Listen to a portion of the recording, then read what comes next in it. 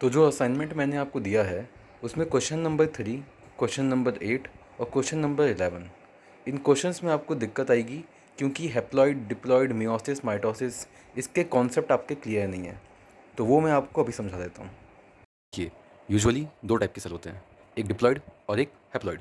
Diploid और haploid हम इस हिसाब से कहते हैं कि किसी भी एक सेल के अंदर जो न्यूक्लियस है उसके अंदर क्रोमोसोम कितना है। अगर हमारे पास क्रोमोसोम्स के दो सेट हुए तो उस सेल को हम बोलेंगे डिप्लॉइड, और अगर हमारे पास क्रोमोसोम्स का सिर्फ एक ही सेट है तो ऐसी सेल को हम कहते हैं हैप्लॉइड। अगर हम टिपिकली किसी ह्यूमन की बात करें तो किसी एक ह्यूमन के सेल के न्यूक्लियस के अंदर 46 क्रोमोसोम होते हैं, यानी कि 23 क्रोमोसोम और 23 क्रोमोसोम के दो सेट, जैसे कि मैंने यहाँ बनाया है। पहले क्रोमोसोम का सेट, दूसरे क्रोमोसोम का सेट, तीसरे क्रोमोसोम का सेट, और क्योंकि मैं यहाँ पे 23 क्रोमोसोम नहीं बना सकता, मैंने लाइन खींच के यहाँ पे लिख दिया है 23rd क्रोमोसोम का सेट। तो ऐसे यहाँ से लेके यहाँ तक 23 क्रोमोसोम होंगे, यहाँ से लेके यहाँ तक 23 क्रोमोसोम होंगे, और ये सारे क्रोमोसोम्स के सेट हैं आपस में।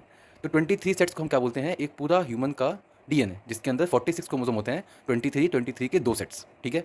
ऐसे सेल को हम बोलेंगे डिप्लॉइड सेल। और अगर हमारे पास सिर्फ और सिर्फ हर एक सेट का एक ही क्रोमोसोम हो, जैसे यहाँ पे हमारे पास हर एक सेट के दो क्रोमोसोम हैं, अगर हमारे पास हर एक सेट का सिर्फ एक ही क्रोमोसोम बचता है, इसे हम कहते हैं हैप्लॉइड कंटेंट ऑफ सेल, यानी कि एक हैप्लॉइड ह्यूमन डीएनए का सेल।